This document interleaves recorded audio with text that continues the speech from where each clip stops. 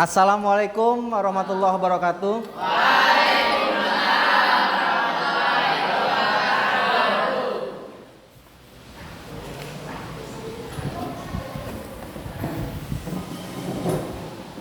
Baik, seperti biasa sebelum memulai pembelajaran silakan ketua kelas siapkan.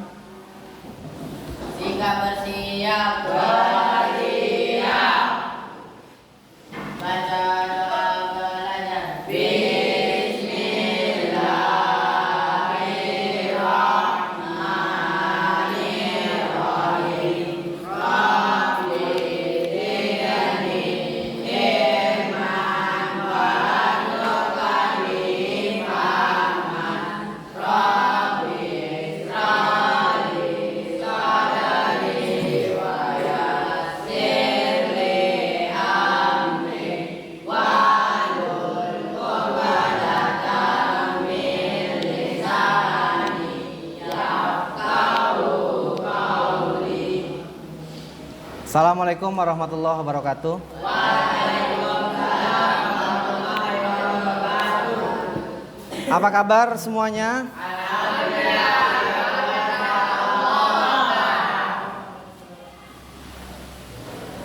Oke, baik. Sebelum memulai pembelajaran, saya akan memeriksa kehadiran anak-anak semua. Oke, baik. Sebelum mulai pembelajaran, kita periksa kehadiran dulu. Abdullah, Ananda Farid, Arpal Sabdani, Pabianda Septian, Zaki Zakwan, Fakhir Al-Ghifari, Ilham M. Akil, M. Imam, M. Rafi. Rafi kemana? Sakit. Rafa Ibrahim hadir. Rifki Anggara hadir. Saipul, Takif, Gabriel. Sudah semua ya? Oke, sudah. Oke, tadi selama perjalanan dari rumah ke sekolah ada kendala? Coba sekarang satu orang mimpin ke depan untuk membacakan Sumpah Pemuda. Silakan Saipul. Ayo yang lainnya berdiri. Ayo ikuti Saipul ya. Ya, Sumpah Pemuda. Sumpah Pemuda. Sumpah Pemuda. Pertama. Kami putra dan putri Indonesia mengaku bertumpah darah yang satu. Kami putra dan putri Indonesia mengaku bertumpah darah yang satu. Tanah air Indonesia. Tanah air Indonesia. Kedua. Kami putra dan putri Indonesia. Kami putra dan putri Indonesia. Mengaku berbangsa yang satu. Mengaku berbangsa yang satu. Bangsa Indonesia. Bangsa Indonesia. Ketiga. Kami putra dan putri Indonesia. Kami putra dan putri Indonesia. Mengunjung bahasa persatuan. Mengunjung bahasa persatuan. Bahasa Indonesia. Bahasa Indonesia. Nah, silakan duduk.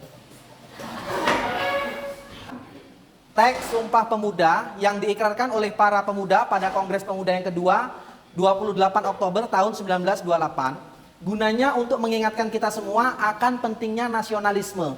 Karena di Indonesia ini banyak suku, banyak budaya dan banyak bangsa dan bahasa yang beragam. Sehingga para pemuda bersumpah untuk menjadikan Indonesia satu-satunya tanah air kita dan menjadikan bangsa Indonesia satu-satunya merupakan bangsa kita yang kita cintai. Dan yang ketiga, menjadikan satu-satunya bahasa Indonesia merupakan bahasa persatuan. Sehingga apapun latar belakang kita harus mengedepankan nasionalisme. Oke, baik anak-anak, pada hari ini kita akan mempelajari tentang nilai dan norma. Tentang nilai dan norma. Ada dua kata, yaitu nilai dan norma. Kamu sebelum memulai pembelajaran, saya akan memberikan ilustrasi kepada kalian seperti ini. Ada dua buah mobil yang banyak kesamaannya tetapi memiliki perbedaan dari tingkat harga. Dua mobil itu adalah, yang satu adalah Ferrari, tahu Ferrari? Atau Lamborghini yang harganya bermiliar-miliar itu. Dan yang satu lagi adalah mobil pick up, tukang galon. Persamaannya apa? Sama-sama dua pintu kan? Tapi apa yang membedakan dari keduanya? Siapa yang bisa? Iya, apa yang membuat harganya terlalu berbeda? Kebagusannya. Ayo. Kualitasnya. Mesinnya. Hah? Kekencangannya. Kecepatannya. Ya. Pelaknya. Jadi banyak hal yang bisa membedakan dari kedua mobil tersebut. Tapi yang paling penting membedakan dari kedua hal tersebut adalah nilai. Sehingga nilai itu membedakan antara orang yang satu dengan orang yang satunya lagi. Antara Gabriel dengan Saipul, walaupun berada di tempat yang sama, nilainya berbeda tidak? Berbeda. Antara Fahir dengan Dava, walaupun sama-sama pecinta otomotif, tetapi memiliki nilai yang berbeda tidak? Tentu memiliki yang berbeda. Setiap manusia ini memiliki nilai yang berbeda. Yang kedua adalah norma. Ya, norma. Norma ini seperangkat aturan yang disepakati di tengah-tengah masyarakat. Setiap komunitas yang ada di tengah masyarakat itu pasti memiliki norma. Dan setiap norma itu berbeda antara satu komunitas masyarakat dengan masyarakat yang lainnya. Contoh, di komplek ini normanya seperti ini atau aturannya seperti ini. Di komplek yang ini normanya juga seperti ini. Baik, selanjutnya tujuan dari pembelajaran nilai dan norma ini yang pertama adalah peserta didik diharapkan mampu menjelaskan nilai dan norma. Yang kedua, peserta didik diharapkan mampu mengidentifikasi jenis-jenis nilai dan norma. Dan yang ketiga, peserta didik diharapkan mampu menganalisis peranan nilai dan norma dalam kehidupan sehari-hari. Nah, manfaat pembelajaran ini yang pertama, setelah mempelajari ini, kamu mendapatkan manfaat untuk memperkuat nilai moral dan etika. Nah, pembelajaran norma membantu siswa memahami nilai-nilai moral dan etika yang berlaku di masyarakat. Yang kedua, mengingatkan kesadaran sosial, yaitu dengan mempelajari jenis norma, siswa menjadi lebih sadar tentang aturan yang ada di dalam masyarakat. Yang ketiga, manfaat dari pembelajaran ini adalah menumbuhkan kemampuan berpikir kritis. Sehingga pembelajaran tentang norma mendorong siswa untuk berpikir kritis tentang alasan dibalik keberadaan berbagai norma. Tadi sudah dijelaskan, norma itu seperangkat aturan yang ada di tengah-tengah masyarakat yang disepakati dan ditaati. Sehingga setiap kamu berada tinggal di tengah komunitas masyarakat pasti memiliki norma, pasti memiliki aturan. Untuk mengawali pembelajaran ini, mari kita saksikan video berikut.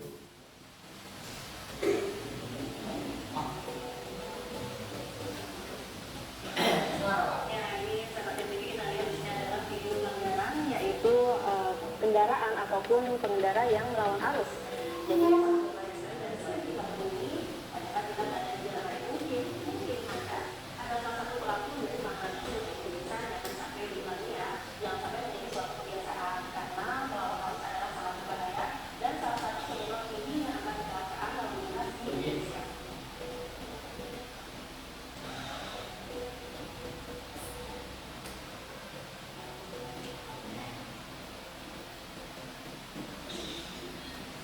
Ya, ini udah ngulang lagi. ya tentunya masih mengenai pelanggaran lalu lintas di mana juga ada pengendara motor yang melawan arus ini. Itu sangat berbahaya sekali karena melawan arusnya melewati jalur kereta api. Yang berbahaya karena bisa sudah melawan arus, kemudian juga melintasi jalur kereta api yang tidak ada depannya. Jadi dengan ini juga sangat berbahaya sekali. Lebih baik kita terlambat ataupun mundur terlebih dahulu untuk keselamatan daripada terlibat namun sangat berbahaya dan mengorbankan nyawa sendiri dan juga orang lain.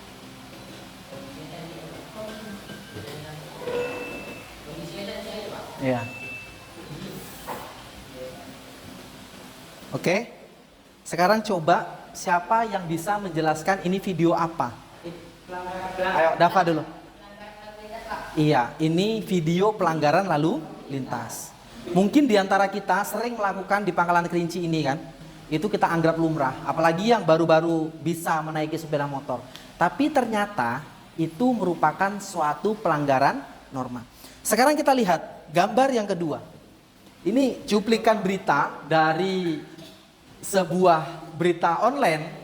Ketangkap basah maling motor diikat warga. Maling. Ya, berita tentang maling.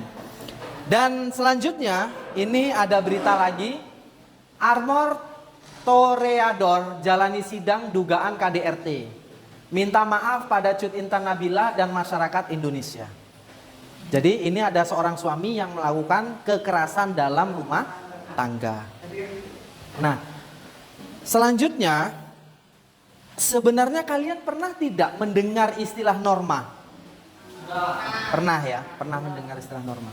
Terus apakah di rumah kalian itu memiliki aturan? Iya, tentu memiliki aturan. Iya, mau ketat atau tidak ketat itu berbeda-beda ya.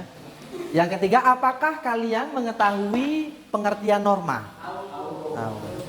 Terus yang selanjutnya, apakah kalian memahami jenis-jenis norma? Belum ya? Oke. Nah, untuk membahas ini, pada pemahaman awal, materi ini nanti akan dibagikan sesuai dengan kelompok. Dan kamu setelah ini duduk berkelompok seperti biasa. Dan kamu akan mengerjakan LKPD ini yang tujuannya adalah untuk menggali pemahaman kamu terhadap norma dan jenis norma. Nanti masing-masing kelompok membuatkan contoh pelanggaran norma, norma agama, kesusilaan, kesopanan, atau hukum. Satu norma ini kamu beri contoh 4. Ya. Dan dampak dari pelanggaran norma agama itu apa? Tapi tidak boleh cuma dosa nggak boleh ya. Contoh, pelanggaran norma agama, umpamanya tidak sholat atau mengejek teman, kan termasuk pelanggaran norma agama. Atau menghina teman. Itu apa dampak dari pelanggaran tersebut? Nah, begitu juga ke bawahnya norma kesusilaan. Nanti akan ada di bahan bacaan kamu nanti ya. Oke, sekarang silakan duduk berkelompok. Kelompok 1 di sini, kelompok 2 di sini sebelahnya. Mejanya digabung aja. Di situ aja, di situ biar nggak susah di depan. Nah, gabung sama.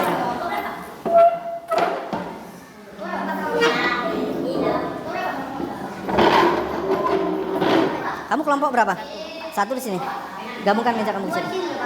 1, 2 di sampingnya. Oke, kelompok 2 di sini berdiri. Kelompok 2 di sini. Kelompok 2. Ayo. Itu. Oh, pakai itu aja. Pakai itu. Itu untuk kelompok 3 dan 4.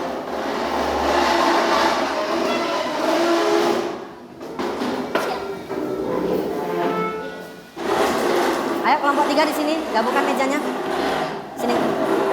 Bagi yang ini 1 2 3 di situ untuk kelompok 4. Itu 1 2 3 di sini. Parit, buang sampah Parit. Ini kelompok 4 ya. Ini kelompok 3 meja ini. Nih. Di sini. 3 di sini. 4 situ. Bawa sini mejanya.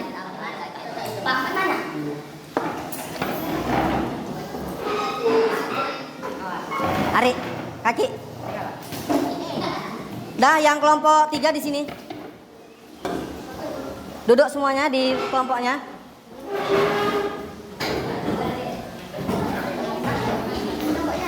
Ini bahan bacaan nilai dan normanya. Ini bahan bacaannya. Jangan kenapa ke sini.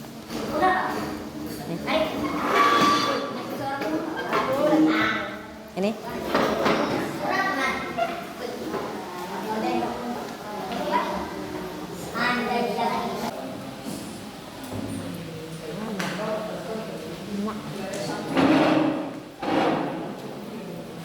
Ayo, 1 lembar. Waktu diskusinya 25 menit ya, jangan terburu-buru. Norma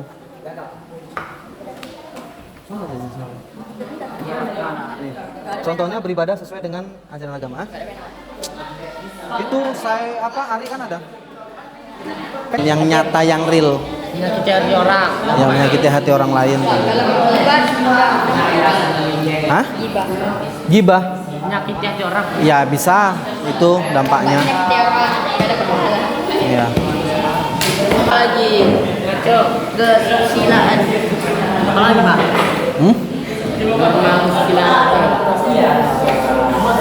Tidak jujur Pak. Norma. Kesusilaan. Tidak jujur. Coba di sini dibaca. Masuk kemana dia? Tidak jujur Pak. Norma. Jujur. Tidak jujur. Berbohong. Berbohong. Dampaknya Apa dampak berbohong? merugikan diri sendiri. Bisa. Iya Pak. Tapi lebih nyata lagi selain merugikan diri sendiri apa kalau berbohong gitu? Kalau kesusilaan itu Pak, contohnya KDRT. KDRT. KDRT bisa masuk ke pelanggaran norma kesusilaan. Tidak dipercaya Pak. Tapi bisa juga masuk norma hukum. KDRT norma. Ya, kalau dia sudah terlalu ini bisa masuk ke norma hukum. Pak. Norma hukum memukul. Kalau kesusila itu dia lebih kepada ini. Coba baca. Sikap ya. Pak, dampak tidak sopan itu boleh nggak? Kan misalnya mencuri, Kaki. Kaki. Pak, baru dihukum nih Pak. Gantian sama Saiful. Baru di penjara Pak. Kesatuan Pak, dampaknya baru apa namanya? Membunuh. Itu dihukum penjara Pak. Enggak boleh Pak. Boleh? Sampai 4 penjara terus Pak. Enggak boleh lah. Dampaknya nyata ya. Ari. Kayak berzina gitu Pak. Dihukum bisa. Bisa? Bisa? Menjual beli anak itu Iya. udah dibuat Pak. Rahasia rambut sekarang udah ada undang-undangnya loh Pak. Iya Pak. Gimana undang-undangnya? Undang-undangnya itu kekerasan Pak. Iya Pak, katanya tuh guru itu mengajarkan. Iya. Masuk norma, Norma Pak. aturan. Aturan Pak. Masuk ke undang-undang tapi Pak. Korupsi masuk kemana? Hukum dong. Hukum. Tidak bayar hutang. Tidak bayar hutang masuk kemana? Agama bisa. Kesusilaan nggak bisa kayaknya. Bermusuhan tanpa ada sebab Pak. Bermusuhan tanpa ada sebab. Masuk kemana itu? Coba cocokkan dari 4 pengertian ini. Ya. Masuk kemana dia? Bisa kesusilaan bisa. Karena kaitannya menyakiti orang lain. Pak, kalau bully itu masuk ke hukum boleh? Bully boleh. Tapi boleh juga masuk ke kesusilaan karena kalau di sini kita lihat kesusilaan itu kan dia menyakiti orang lain.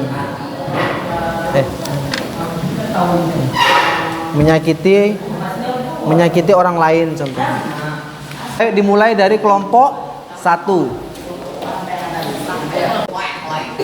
Kami dari kelompok 1 akan menjelaskan jenis-jenis agama. Satu, norma agama. Contohnya, menjauhi teman yang berbeda agama. Dampaknya membuat perselisihan antara teman yang berbeda agama. Terus. Contoh yang kedua, sholat main-main. Dampaknya membuat orang lain yang di sekitar kita tidak nyaman ketika sholat. Contoh yang ketiga, berkata kasar. Dampaknya akan memicu keributan. Ya, terus. Dan contoh yang keempat, membunuh anak. Dampaknya akan dihukum mati. Oke, tutup. Sekian dari kami. Assalamualaikum warahmatullahi wabarakatuh. Waalaikumsalam. Oke, tadi penampilan kelompok 1. Siapa yang ingin memberikan tanggapan berdiri? Ya, Sebutkan nama, terus dari kelompok berapa? saya dari kelompok Terus? KDRT kan termasuk anak hukum, jadi soal hukum termasuk. Enggak, KDRT juga termasuk kesusilaan. Dari mana itu? Karena dia Apa? Dari mana? melakukan kekerasan terhadap istri gitu. Kesusilaan kan perkataan. Oke, sudah. Silakan duduk. Assalamualaikum warahmatullahi wabarakatuh. Waalaikumsalam warahmatullahi wabarakatuh. Silakan. Kami telah mempresentasikan hasil diskusi kami. Dan sekarang kami akan menunjukkannya kepada kalian semua. Jenis-jenis norma ada 4. Ya. Yang pertama agama. Contohnya melawan orang tua. 4 dari pelanggarannya kena marah sama orang tua. Terus. 2 pencabulan. Di penjara dan dipermainkan. Berzina di penjara dan dihukum. Denda di penjara atau pemerintah. Sekian, Assalamualaikum warahmatullahi wabarakatuh. Waalaikumsalam warahmatullahi wabarakatuh. Ayo silakan berdiri. Sebutkan nama dan dari kelompok berapa? Ya. Ini pencabulan itu termasuk agama.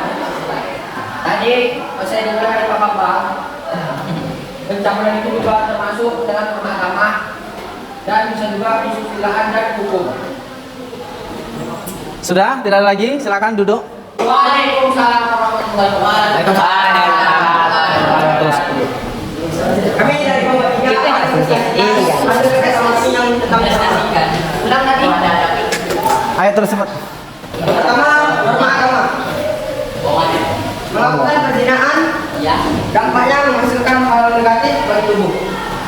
Apa tuh? Bagi tubuh. Apa tuh? 3 ya? Meminum minuman khamar, merusak masa tubuh, menghina agama lain, menimbulkan kemusuhan, tidak beribadah kepada Tuhan, menimbulkan rasa malas. Yang kedua, norma kesusilaan. Berkata bohong, kurangnya kepercayaan orang lain kepada diri sendiri, mengejek kekurangan teman, hilangnya rasa persahabatan, membuli teman, melukai fisik kepada teman, mengatur mencampurnya dalam suatu masyarakat. Yang ketiga, saya ingin bertanya, sebutkan tentang norma agama selain dari buku itu. Selain dari ayo kumpul dulu. Cepat cepat.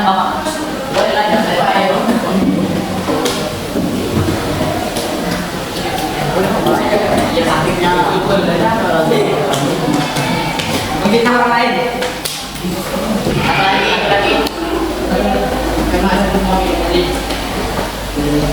Kan banyak pelanggaran di agama apa contohnya? Berbuat Dampaknya pertama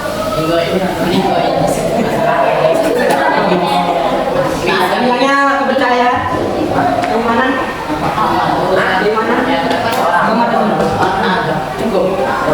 Oke, ditutup silakan. Assalamualaikum warahmatullahi wabarakatuh. Kami dari Bapak akan presentasikan tentang norma agama. Tidak saling toleransi, akan dampaknya akan bersifat dan kebutuhan dan tidak saling toleransi lagi. Saling menghina akan menimbulkan berantem atau permusuhan, bergibah menimbulkan membuat kecewa, berfitnah, dampaknya mengadu domba. Dua, tentang kesusilaan, berbohong, dampaknya tidak akan dipercayai lagi. Yang penting hanya orang lain, dampaknya sakit dan kecewa. Menahan hak orang lain, dampaknya hukuman Tuhan. Fitnah, doa, tiga, kesopanan. Anggarannya tidak akan lagi yang kedua, dampaknya akan menimbulkan marah. Menghina yang kedua, dampaknya terkait berlarian. Ayo, yang pertama dulu. Kenapa isinya sama dengan kelompok 2? Hah? Oh, berarti memang sehati kalau gitu. Ayo, yang kedua. sebutkan fungsi dan makna dalam kehidupan sehari-hari.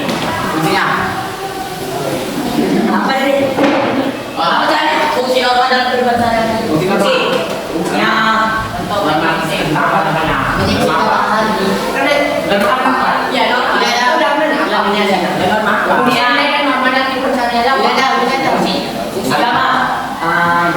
untuk mengatur dan akan menyingkirkan bapak.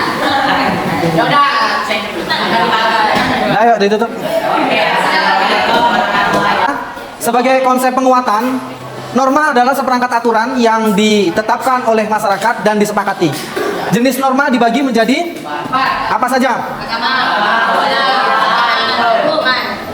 Dan hukum. Tadi kamu juga sudah tahu penerapan nilai dan norma dan jenis norma yang ada di tengah masyarakat. Sekarang coba siapa yang ingin memberikan simpulan? Berdiri.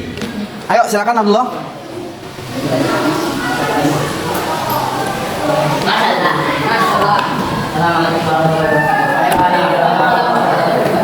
Jadi saya membacakan kesimpulan yang saya dapat dari pelajaran yang sudah kita dapatkan. Nilai dan norma adalah elemen penting dalam kehidupan bermasyarakat karena berfungsi sebagai pedoman dalam mengatur interaksi sosial. Melalui nilai dan norma, masyarakat dapat hidup lebih teratur, harmonis, dan saling menghormati. Oke. Sekian dari saya, mungkin hanya itu saja yang bisa saya sampaikan. Lebih dari kurang mohon dimaafkan. Assalamualaikum warahmatullahi wabarakatuh. Oke, sekarang ada pertanyaan? Kalau tidak, ada pertanyaan dari saya 2 dan kamu jawab menggunakan kertas 1 lembar. Sekarang semuanya siapkan kertas 1 lembar. 1 lembar. Individu. Sekarang siapkan dulu kertas 1 lembarnya. Ya. Hasil diskusinya jangan sampai hilang ya, nanti ditempel di depan. 1 orang 1, tidak mesti 1 lembar ya, setengah boleh. Setengah. Enggak, 1 orang 1. Dapat tangan kanan. Setengah boleh, setengah. Iya, setengah boleh. 1 orang 1. Bagi. Setengah boleh, nggak bisa 1. Ayo, sudah. Sekarang Ari. Dapat duduk. Sudah semua ya? Apa yang kamu dapatkan setelah mempelajari ini? Yang sudah siap tempel di depan. Apa? Bacakan. Apa pendapat kalian tentang pelajaran ini? Ya, untuk absen. Ya.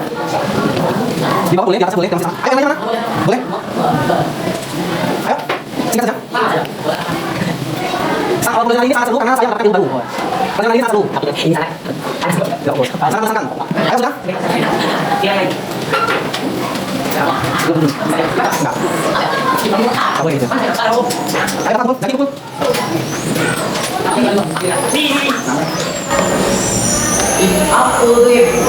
Seru, saya harap kedepannya seperti ini lagi. Dapat? Sakit? Ayo Arpal. Kanan. Rafa udah?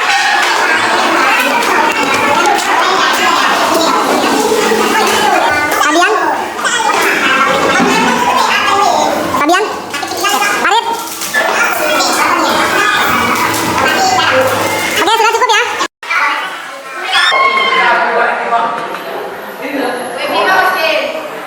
Baik, terima kasih pembelajaran hari ini. Sebelum kita tutup dengan doa kafaratul majelis.